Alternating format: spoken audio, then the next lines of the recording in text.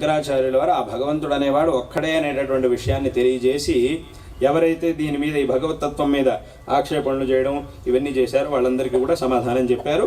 అదేవిధంగా అందరి భక్తుల్లోనూ ఒక ఐకమత్యాన్ని తీసుకొచ్చారు. కాబట్టి ఇవాటి రోజున మనం ఆ భగవంతుణ్ణి ఆరాధిస్తూ ఉన్నాం, ఇంత మటుకైనా ఆరాధించగలుగుతూ ఉన్నాం, తద్వారా భగవద్ అనుగ్రహానికి పాత్రలమై శ్రేయస్సుని పొందుతున్నాము అనంటే ఈ మార్గాన్ని మనకు విశేషంగా చూపించినటువంటి వారు జగద్గురు శ్రీ ఆదిశంకర భగవత్పాదాచార్యులు వారు. కాబట్టి వారిని మనం ఎప్పుడు కూడా స్మరించాలి.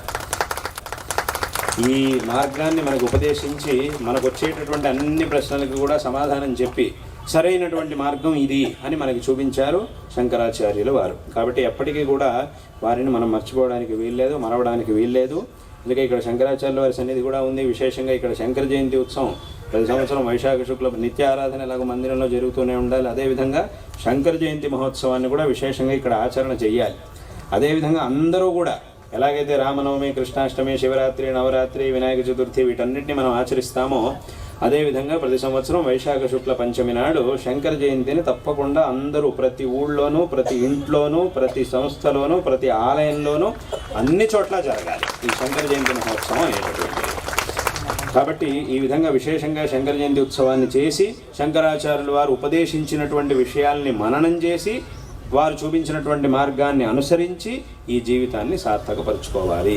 నిజంగా శంకరాచార్యుల వారి యొక్క అవతారం గనక అవ్వకపోయి ఉంటే ఇవాళ రోజున ఎక్కడా కూడా మనం కించిత్తు ఈ ధర్మాన్ని చూడడం అనేది సాధ్యమయ్యేది కాదు. వారి యొక్క అవతారం అయ్యి శంకరాచార్యుల వారు ఇంత దృఢంగా ఈ ధర్మాన్ని సంస్థాపన చేశారు. కాబట్టే వారి అవతారం అయిన తర్వాత ఇన్ని శతమానాలు గడిచినా కూడా ఇన్ని శతమానాల్లో ఈ ధర్మం మీద ఎన్నో ఆక్రమణలు, ఈ ధర్మాన్ని విధ్వంసం చేయడానికి ఎన్నో ప్రయత్నాలు జరుగుతూ ఉన్నా కూడా ఇవాళకి ఇంత దృఢంగా ఈ ధర్మం అనేది ఉన్నది. దానికి కారణం ఎవరు అంటే శంకరులు చేసినటువంటి ఆ ధర్మ సంస్థాపన. శంకరాచార్యుల వారు అవతరించి ధర్మ సంస్థాపనని చేసి సరైనటువంటి మార్గాన్ని మనుషులకి మనందరికీ కూడా ఉపదేశించిన తర్వాత ఇంకా ఎంతోమంది ఆచార్యులు వచ్చారు. వాళ్ళందరూ కూడా వాళ్ళ శైలిలో ధర్మ ప్రచారాన్ని చేశారు. కానీ మొట్టమొదట మనం స్మరించవలసింది అనంటే అది శంకర భగవత్పాదాచార్యుల వారిని. అందులో ఏమాత్రం సందేహం లేదు. ఇది అందరూ కూడా ఒప్పుకోవాల్సినటువంటి విషయం. కాబట్టి వారు చూపించినటువంటి ఆ మార్గాన్ని అనుసరించి కృతార్థులు కావాలి. విశేషంగా శంకరాచార్యుల వారు 3 రకాల కార్యాలని చేశారు. అందులో మొట్టమొదటి కార్యం గ్రంథ రచన. ఇప్పుడు చెప్పినట్టుగా భాష్యాలు, ప్రకరణ గ్రంథాలు, స్తోత్రాలు ఇలా ఎన్నో గ్రంథాలని శంకరాచార్యుల వారు రచించారు. అది మొదటి కార్యం వారు చేసింది. ఈ గ్రంథములన్నింటిలోనూ ఏది అసలైనటువంటి తత్వం అనే దాన్ని మనకు వారు ఉపదేశించారు. కాబట్టి ఇది మొదటి కార్యం. రెండో కార్యం ఏమిటి అనంటే సంపూర్ణంగా భారతదేశంలో సంచారం చేశారు. మొత్తం భారతదేశం మొత్తం కాలినడకన వారు సంచారం చేశారు. అన్ని చోట్ల సంచారం చేసి ఎన్నో క్షేత్రాలకు వెళ్ళి ఆ క్షేత్రముల్లో ఉన్నటువంటి భగవత్ సాన్నిధ్యాన్ని ఇంకా విశేషంగా జాగృతం చేసి ఇంకా అభివృద్ధి చేసి ఆ క్షేత్రముల్లో ఉన్నటువంటి ఆ వేద విరుద్ధమైనటువంటి, శాస్త్ర విరుద్ధమైనటువంటి ఆచారాలు ఏవైతే ఉన్నాయో వాటన్నింటినీ కూడా సరిచేసి, అనాచారాలన్నింటినీ కూడా సరిచేసి మళ్ళీ ఒక ఉత్తమమైనటువంటి పూజా వ్యవస్థల్ని వీటన్నింటినీ కూడా ఏర్పరిచారు. ఇప్పటికి కూడా మనం ఎన్నో క్షేత్రాలకు వెళ్ళినప్పుడు అక్కడ శంకరాచార్యులు వచ్చినటువంటి ఇతిహాసం, వారు ఏర్పరిచినటువంటి ఒక వ్యవస్థ వీటన్నిటినీ కూడా మనం చాలా క్షేత్రాల్లో చూడగలుగుతాం. ఇప్పటికీ కూడా ఆ వ్యవస్థ ప్రకారమే ఇప్పటికి కూడా ఆయా క్షేత్రాల్లో జరుగుతున్నటువంటి పూజా పద్ధతులు వీటన్నిటిని కూడా మనం ఇప్పటికీ చూడగలుగుతాం.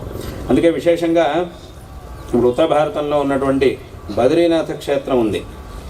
ఆ బద్రీ క్షేత్రంలో కేరళలో ఉండేటటువంటి నంబూతిరీలని అక్కడ అర్చకుల్నిగా శంకరాచార్యుల వారు నియమించారు. ఎందుకంటే అన్ని చోట్ల ఆ ఐక్యత అనేది రావాలి. భారతదేశంలో ఇది ఉత్తర భారతం, ఇది దక్షిణ భారతం, ఇటువంటి భావన ఉండకూడదు.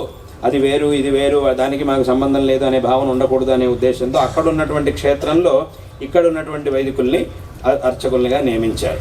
అదేవిధంగా రామేశ్వర క్షేత్రం దక్షిణ భారతంలో చిట్ట చివరిన ఉంది. అక్కడ రామేశ్వర క్షేత్రంలో మహారాష్ట్రకి చెందినటువంటి బ్రాహ్మణుల్ని అక్కడ అర్చకులుగా శంకరాచార్యుల వారు నియమించారు. ఈ విధంగా ఎన్నో క్షేత్రాల్లో ఒక వ్యవస్థని చేసి ఈ వ్యవస్థ ప్రకారమే ఇప్పుడు కూడా ఇదంతా జరుగుతూ ఉండాలి అని ఆదేశించారు. ఆ వ్యవస్థ ప్రకారమే ఇప్పటికి కూడా అంతా జరుగుతూ ఉన్నది. కాబట్టి ఈ విధంగా ఎన్నో క్షేత్రాలకు వెళ్ళి అక్కడ ఎన్నో విశిష్టమైనటువంటి కార్యాలను చేశారు. తిరుమల క్షేత్రంలో వెంకటేశ్వర స్వామి సన్నిధిలో అక్కడ ధనాకర్షణ యంత్రాన్ని స్థాపించారు. కాబట్టే ఇప్పటికి కూడా మనం తిరుమలలో అక్కడ వెంకటేశ్వర స్వామి గుడిలో దర్శనానికి వెళ్లే ముందు ఎక్కడైతే మనం అక్కడ ఉన్నటువంటి ద్వారపాలకుల్ని దాటుకొని మనం లోపలికి వెళ్తాము, చాలామంది తిరుపతికి వెళ్ళినటువంటి వాళ్ళు ఉన్నారు. లోపలికి ప్రవేశించి ధ్వజస్తంభం నుంచి లోపలికి ప్రవేశించిన తర్వాత అక్కడ గరుత్మంతుడి సన్నిధి ఉంది. వెంకటేశ్వర స్వామికి సరిగ్గా ఎదురుకుండా గరుత్మంతుడి సన్నిధి ఉంది. ఆ సన్నిధిని మనం దాటుకొని లోపలికి ఇంకా ముఖమండలం ఉన్నటువంటి మండపంలోకి ప్రవేశించడం కంటే ముందు ఎక్కడైతే జైవిజులు ఉన్నారో అక్కడ పక్కన ఉన్నటువంటి ఒక స్తంభంలో పైన శంకరాచార్యుల వారి విగ్రహాన్ని మనం చూడగలుగుతాం. ఇప్పటికి కూడా అక్కడ శంకర భగవత్పాదాచార్యుల వారి విగ్రహం అనేది అక్కడ సరిగ్గా ఆ ద్వారం బయట అక్కడే ఉంది. కాబట్టి అది ఆ తిరుమల క్షేత్రంలో అక్కడ శంకరాచార్యుల వారి మూర్తిని మనం అక్కడ ఉన్నటువంటి స్తంభంలో చూడగలుగుతాం. కాబట్టి ఈ విధంగా ఆ తిరుమల క్షేత్రంలో విశేషంగా ఆ యంత్రస్థాపన చేశారు. ఈ విధంగా ఎన్నో క్షేత్రాలు, ఇప్పుడు ఉదాహరణకి ఇప్పుడే చెప్పినట్టుగా బద్రీ క్షేత్రం ఉంది. ఆ బద్రీనారాయణ క్షేత్రం ఏదైతే ఉందో అక్కడ ఇవాటి రోజున మనం చూస్తున్నటువంటి ఆ మూర్తిని మళ్ళీ తీసుకొచ్చి అక్కడ స్థాపన చేసింది శంకరాచార్యుల వారు. ఆ బద్రీనారాయణ స్వామి విగ్రహాన్ని అక్కడ స్థాపించింది. ఎందుకనంటే అప్పటి కాలంలో అక్కడ ఆ క్షేత్రం మీద కొన్ని ఆక్రమణలు జరిగినప్పుడు ఆ ఆక్రమణ చేసినటువంటి వాళ్ళు ఏం చేశారు అని అంటే ఆ మూర్తిని తీసుకెళ్లి పక్కనున్న తీర్థంలో పడేశారు, నారద తీర్థం అని దాంట్లో పడేశారు. అప్పుడు శంకరాచార్యుల వారు అక్కడికి వెళ్ళి అక్కడ ఉన్నటువంటి పరిస్థితిని అంతా తెలుసుకొని వెంటనే ఏం చేశారు అని అంటే ఆ తీర్థంలోకి దిగి, ఎందుకంటే వేరే ఎవరి వల్ల దిగడం అనేది సాధ్యం కాదు, అటువంటి ఆ వాతావరణంలో ఆ చల్లని వాతావరణంలోనూ దాంట్లోకి దిగి లోపల ఉన్నటువంటి మూర్తిని మళ్ళీ తీసుకొచ్చి స్థాపన చేశారు. దాన్నే ఇప్పుడు మనం బద్రీ క్షేత్రంలో భగవంతుడిని బద్రీనారాయణుడి దర్శనాన్ని మనం చేస్తూ ఉన్నాం. ఈ విధంగా ఎన్నో క్షేత్రాల్లో జగన్నాథ స్వామి క్షేత్రం పురిలో అక్కడ కూడా విశేషంగా భగవన్మూర్తి స్థాపన చేశారు. ఈ విధంగా ఎన్నో క్షేత్రాల్లో శంకరాచార్యుల వారు అక్కడ ఉన్నటువంటి భగవత్ సాన్నిధ్యాన్ని ఇంకా జాగృతం చేసి ఆ క్షేత్రంలో ఒక విశేషమైనటువంటి పూజా పద్ధతుల్ని ప్రారంభించారు, సరి చేశారు అన్ని చోట్ల కూడా. అదేవిధంగా ఎంతోమందితో వాదనలు చేసి ఎవరైతే వేద విరుద్ధమైనటువంటి ధర్మ విరుద్ధమైనటువంటి వాదనలు చేస్తూ ఉండేవారో వాళ్ళందరితోనూ వాదన చేసి సరైనటువంటి మార్గానికి తీసుకొచ్చారు వాళ్ళందరినీ కూడా. ఈ విధంగా ఎన్నో కార్యాల్ని ఆ విజయయాత్ర కాలంలో శంకరాచార్యులు వారు చేశారు. ఆ తర్వాత మళ్ళీ మూడో కార్యం ఏమిటి అని అంటే ఈ 4 ఆమ్నాయ పీఠముల యొక్క స్థాపన. 4 దిక్కుల్లోనూ 4 ఆమ్నాయ పీఠాలని స్థాపించారు. ఇటువంటి ఆమ్నాయ పీఠంలో ఈ దక్షిణ దిక్కులో శృంగేరి క్షేత్రంలో శారదామ్మవారిని ప్రతిష్టాపన చేసి ఈ పీఠాన్ని స్థాపించారు. కాబట్టి ఇది శారదా పీఠము అనేటటువంటి నామాన్ని పొందింది ఈ దక్షిణామ్నాయ శృంగేరి శారదా పీఠం. కాబట్టి ఇటువంటి ఈ పీఠం యొక్క అవిచ్ఛిన్నమైన గురు పరంపరలో మా గురువరేణ్యులు జగద్గురు శ్రీ శ్రీ భారతీ తీర్థ మహాస్వామి వారు 36వ అధిపతులు. వారు ప్రస్తుతం ఈ పీఠం యొక్క అధిపతులుగా మనల్ని కూడా అనుగ్రహిస్తూ ఉన్నారు. విశేషంగా ఈ బృందానికి విష్ణు సహస్రనామ స్తోత్ర పారాయణ బృందానికి వారు విశేషమైనటువంటి తమ ఆశీస్సుల్ని అనుగ్రహాన్ని అందించారు. వారి యొక్క అనుగ్రహంతో ఈ అభివృద్ధి కార్యాలన్నీ కూడా చక్కగా జరుగుతూ ఉన్నాయి. దీనికి విశేషమైనటువంటి అనుగ్రహాన్ని వారు చేసి ఉన్నారు.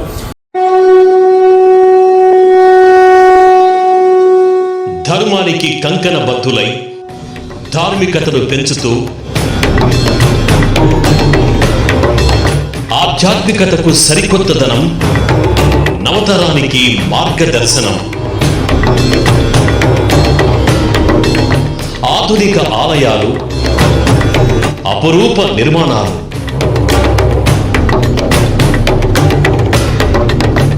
నిత్య నూతనత్వం, అనంతమవుతున్న మన భక్తి మార్గం. సనాతన ధర్మాన్ని కాపాడుతున్న సరికొత్త ఆలయాలు,